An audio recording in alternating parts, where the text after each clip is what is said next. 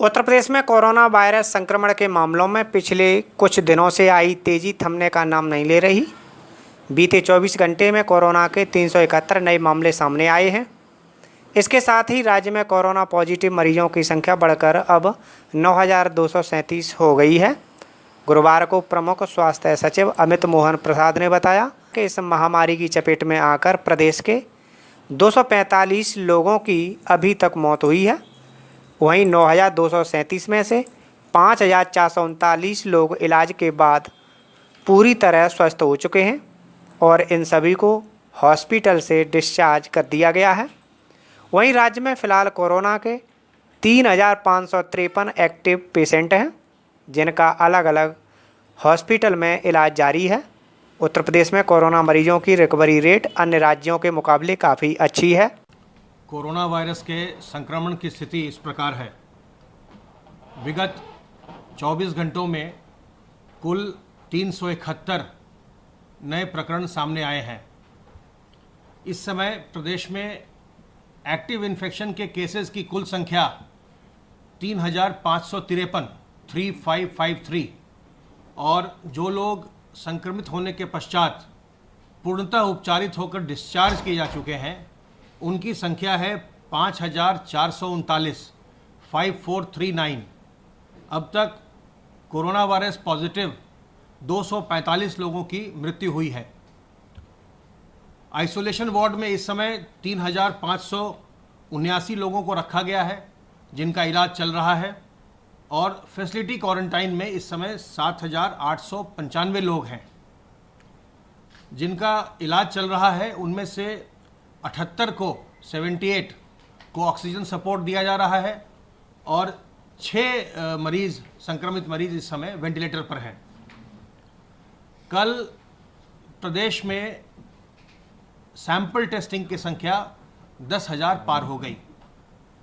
कल प्रदेश में विभिन्न प्रयोगशालाओं के माध्यम से 10,563 सैंपल्स की जांच की गई और सैम्पलिंग की और टेस्टिंग की कैपेसिटी हम लगातार बढ़ा रहे हैं। बहुत जल्दी 10 दिन के भीतर हमारा ये प्रयास होगा कि 15 जून तक या उसके आसपास इसको बढ़ाकर हम 15,000 तक ले जाएं।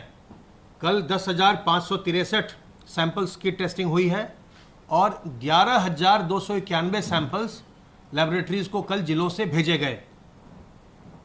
पूल टेस्टिंग में 888 5 सैंपल के पूल लगाए गए, जिनमें 146 पूल्स पॉजिटिव आए थे, जो 16.44% होता है, और 10-10 सैंपल के 99 पूल लगाए गए थे, जिसमें से 15 पूल पॉजिटिव निकले थे, जो 15.15% है। पूल टेस्टिंग के माध्यम से कुल 5,430 सैंपल्स की जांच की गई।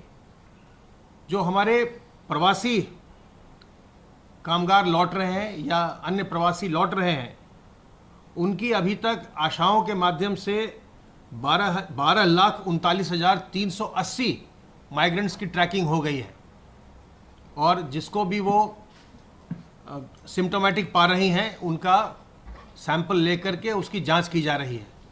अब तक जो प्रवासी लौटे हैं प्रदेश में जिनकी जांच की गई है उनकी संख्या है 80,960 माइग्रेंट्स के सैंपल लेकर के उनकी जांच अभी तक की जा चुकी है और उसमें से 2,583 पॉजिटिव आए हैं।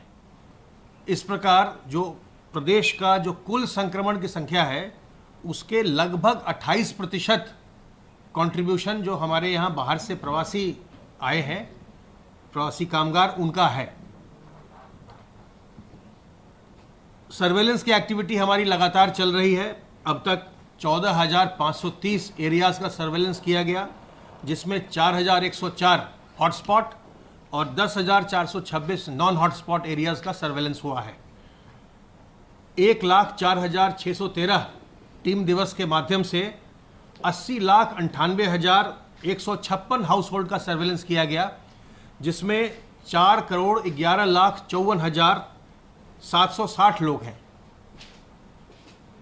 आपके माध्यम से हम ये बार बार लोगों को बता रहे हैं कि हमें अपने बुजुर्गों को गर्भवती महिलाओं को जिन्हें पहले से कोई बीमारी हो, अर्थात जिनको कोमॉर्बिड लोग हैं, कोमॉर्बिडिटी है, और जो छोटे बच्चे हैं, उन्हें हमें बचाना है, उन्हें संक्रमण से हमें हर हालत में दूर रखना है।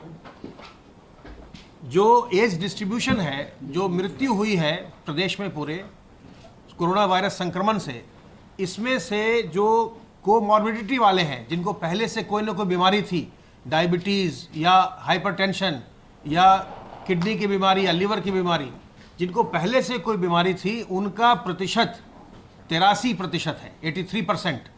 तो जो लोग कोमॉर्बिडिटी वाले होते हैं उनमें संक्रमण आने पर जटिलता होने की संभावना ज़्यादा रहती है। इसी प्रकार अगर हम एज डिस्ट्रीब्यूशन को देखें तो जो 60 साल से अधिक के लोग हैं, जो हमारे बुजुर्ग हैं, जिनका अगर हम इन्फेक्शन में उनका ओवरऑल परसेंटेज देखें कि जो पूरा संक्रमण हुआ उसमें उनका प्रतिशत क्या है, तो उनका प्रतिशत 6% के करीब है पूरे संक्रमण में, संक्रमित लोगों में से। लेकिन अगर हम केवल मृत्यु को देखें तो 32.5% मृत्यु में जो कंट्रीब्यूशन है वो 60 साल से ऊपर के लोगों का है, यानी केवल 6% संक्रमण में, लेकिन मृत्यु में 32.5%। तो जो लोग बुजुर्ग हैं उनमें जटिलता आने की संभावना ज़्यादा रहती है, जो कोमॉर्बिड हैं उनमें जटिलता आने की संभावना ज़्यादा रहती है।